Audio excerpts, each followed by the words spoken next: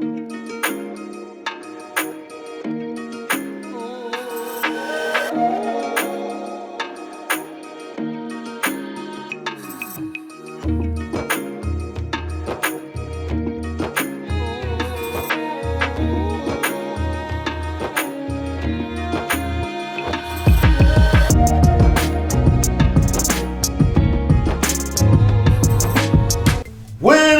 Peace and love, family. Peace and love. It's your boy Chris Enlightened coming back again with some more spiritual riddles. And today I'm going in on cognitive dissonance. This is a good one, family. This is a good one. Cognitive dissonance. This is a good one because a lot of people have cognitive dissonance and don't even know it. Don't even know it. Some people don't even know what that term means. But 7 years ago, if you read my book, Poverty Consciousness, you know what it means in full.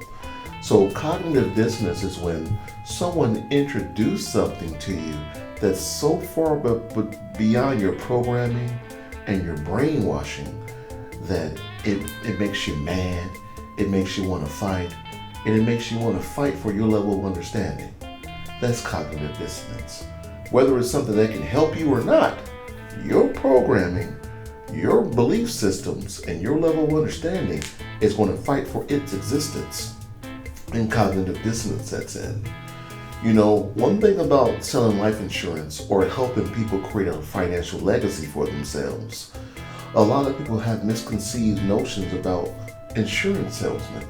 For one thing, I'm not really selling you anything. Second, it's only to help you out. You know, back when I was growing up in the hood, we always had a Caucasian man in an ugly suit knocking door to door selling term life insurance. We didn't know any better. My granny, who had insurance on everyone in the house for 30 years, after those 30 years, all that money was gone. All that money that she worked hard for to pay for life insurance is gone. So us, now that we've grown up, those who haven't educated themselves on the benefits of not term, but whole life and index universal life, we understand that life insurance is a good thing. But for those with us who haven't educated themselves, their programming is, I don't need insurance. It's a what do they call it? It's a pyramid scheme, or it's not real, or you can't make money selling insurance. All those are lies. All those are lies. And I've taken it upon myself to monetize helping people understand why we are in the financial states that we're in. One thing that I've coined is, if everyone in the hood got a policy on each other, in 20 years there would be no hood. Everyone in the hood would be at least 25,000 there, 250,000 there, if not a millionaire. You know what I mean? Because it's inevitable that we're all going to die one day. We're all going to transition. So why not set a legacy up for yourself, a financial legacy for yourself, to give your children and your loved ones an upper hand? This is what other races do. This is why there's such a financial disparity between us and other races.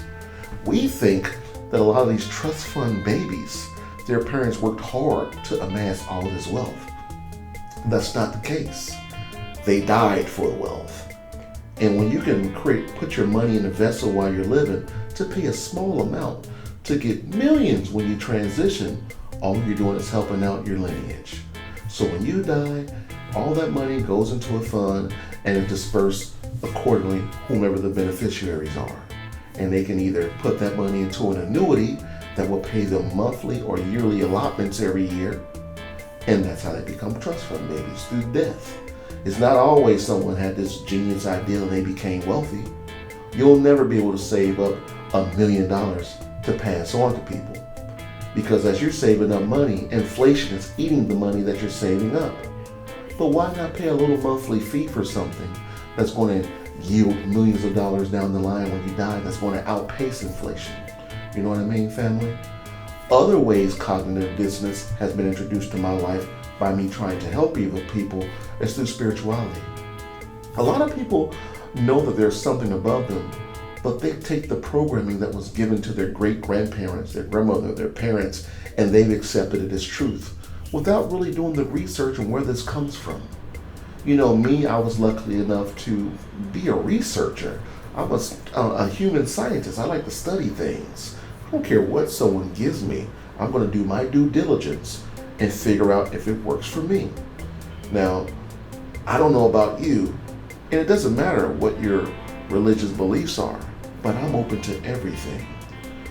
My religion is love.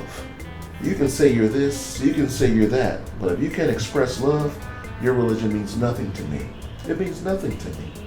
So regardless of what you've been programmed to believe, if you're expressing love, that's the religion that I like to cling to, and that's the religion that I accept. But when you try to bring something like spirituality to someone who has been ingrained in so much dogma, cognitive dissonance will set in their consciousness. It'll set in their mind, and they'll fight for their level of understanding because they believe what they believe is truth. And they're not going to go against that programming. And cognitive dissonance is set in. In some cases, the religious cognitive dissonance is the worst because they'll kill you. They'll end your existence, They'll end your existence. You know what I mean, family? So what I'm telling you is to learn to be indifferent to things. Whenever you're introduced to some information, whether it's good for you or bad for you, be indifferent to it. Accept what you're receiving, do your research, and then make an intelligent decision. I really want you all to develop a higher perspective on things. It's as if you're hovering around the world and you're having conversations with people on a lower level, but you're allowing your higher mind to process the information later. That's what I do. Regardless of what anyone tells me on whatever level, I don't care if they're on a low identity level or a high identity level. Whatever they say to me, I'm indifferent. And I process what they say and I deal with it later. You know what I mean, family? The one thing about being spiritual is that there are no rules. There are no boundaries. You can jump in and out of whatever you want because you make the rules. That's why I'm big on spiritual ingenuity. Because spiritual ingenuity is finding a way when there's no way. You know what I mean? And a lot of you out there were forced to develop spiritual ingenuity because the way you were taught wasn't working for you. The way you were taught wasn't working for you. The way I judge things are by the winds. And if you're tied to something that has a lot of death, child molestation, you name it, a lot of things that are evil, just pure evil, and you're aligning with that, you need to think about that. Like, why am I aligning with something that I know has so much evil within it? You know what I mean, family? Again, you do you, but if someone's trying to introduce something through peace and you're fighting it, that's cognitive dissonance. It's cognitive dissonance. You ever heard of a know-it-all? A lot of them have cognitive dissonance. When you read a little bit, I used to use this analogy to my daughter when she was like 8 or 9. When she first really started reading, she became a damp sponge. Now, a dry sponge is dry, but a damp sponge was once dry and it got a little saturated with water. To the damp sponge, it's like, whoa, I used to be dry, I'm getting moist, I'm out here winning. But to a seasoned, moist, wet sponge, it looks at that damp sponge and it remembers where it once was. And that's what you should do. Whenever someone has cognitive dissonance and you're trying to introduce information to them, you have to introduce that information to them slow, over time.